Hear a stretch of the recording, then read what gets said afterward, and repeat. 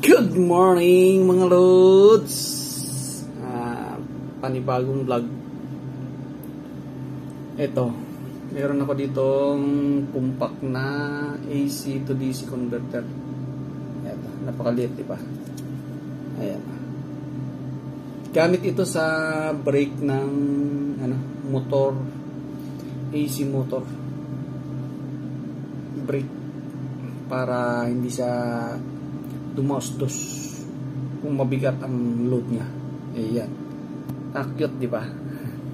Ayan, lito.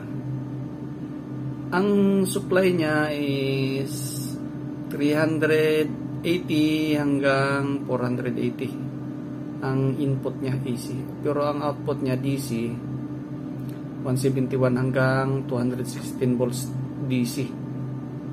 Ayan, di ba? Napakaliit niya pero susubukan kong buksan to kaso matigas pero pipilitan ko pa rin. Yan diba? Napakaliit lang, lang naman siya, brake lang naman siya, para lang siya sa brake ng motor.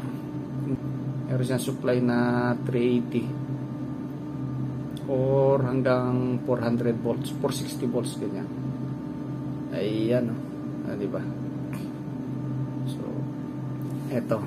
Tatry kong bubuksan kung mare-repair ko kasi alam ko rectifier lang loob nito pero titingnan ko kung anong loob. Kung mare-repair, i-repair ko na lang para hindi na bumili. Sayang naman, diba? Kasi ang niya dito, ang drawing niya, lang AC to DC. Baka rectifier lang loob baka pwedeng i-repair. So, susubukan ko diba? Ayan. Ayaw mag-focus. Dibale. Ayan. Kaya, umpisan ko na. Ups.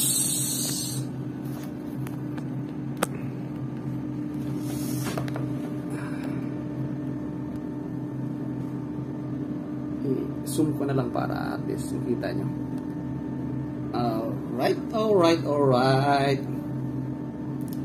Sana mabuksan. Pero parang mabubuksan Matigas lang.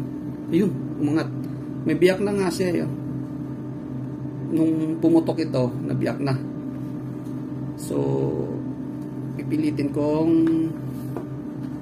biyakin para at least makita natin kung pwede ba siyang i-repair o hindi. Diba? Matigas yung mga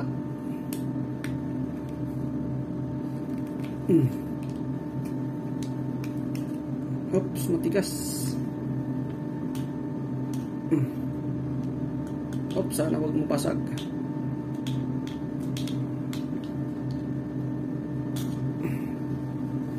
Umangat na.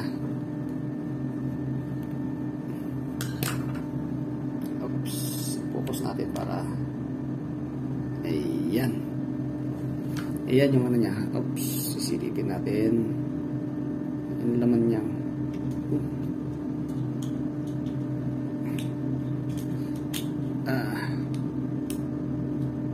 Aray ko po, mukhang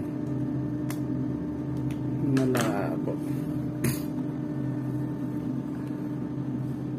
Ayan yung loob niya.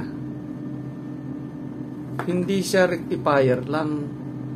Meron pa siyang circuit sa loob.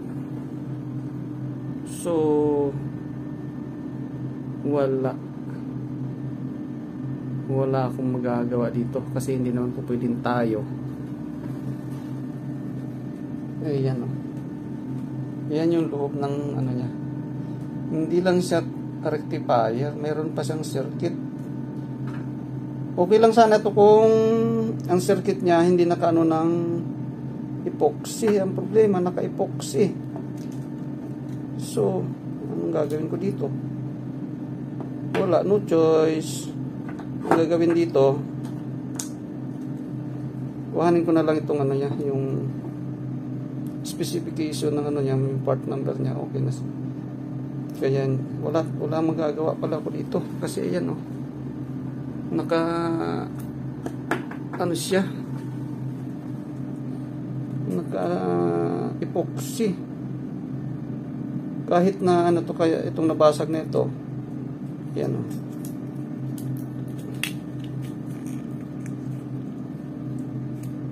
Kahit na anong gawin ko, pag binakbak ko ito, wala rin, useless lang din.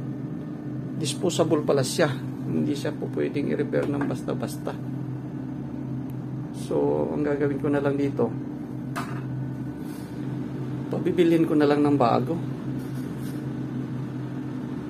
Kasi pag ni-repair ko to, wala rin, useless din natin yung ano niya.